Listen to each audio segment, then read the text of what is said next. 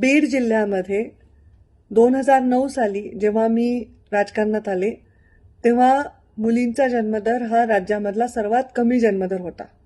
या गोष्टीमध्ये मनामध्ये खूप तीव्र दुःख बाळगून खूप काम हे NGOच्या माध्यमातून मी केलं. जेव्हा पालकमंत्री म्हणून काम करण्याची संधी मिळाली, महिला बालकल्याण विभागाचा कार्यभार माझ्याकडे आला, तेव्हा पहिली योजना मुलींच्या जन्मदर वाढवण्यासाठी डिक्लेअर केली आणि याचा परिणाम असा झाला की बीड जिल्ह्यामध्ये मुलींचा जन्मदर वाढला.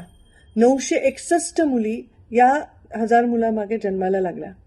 हे प्रमाण ज्या ठिकाणाहून सुरू झालं होतं त्याच ठिकाणी परत नेण्याचं काम आत्ताच्या या कारभारामुळे झालेलं आहे. याचा मी तीव्र निषेध व्यक्त करते, तीव्र नापसंती व्यक्त करते आणि मनापासून दुःख व्यक्त करते.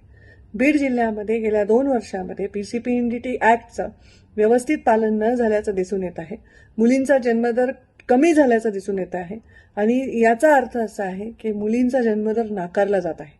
कुठेतरी अशा प्रकारच्या घटना घडत आहेत आणि बीड जिल्ह्यामध्ये याच्यावर कुणाचाही वचक आणि अंकुश राहिलेला नाही. मी याचा तीव्र निषेध करते. माझ्या बीड जिल्हावासियांना आवाहन करते की जसं आपण बेटी बचाओ बेटी पढाओ या योजनेला खूप छान प्रतिसाद दिला तसा प्रतिसाद परत द्या. त्याच्यामध्ये प्रबोधन, जागरण, जागृती करण्याची गरज आहे. यामध्ये सर्वांनी भाग घ्या. हे बीड जिल्ह्याचं चित्र कधीही आपल्याला दिसलं नाही पाहिजे. याबद्दल आपण सर्वांनी एकत्र येऊन प्रयत्न केले पाहिजे.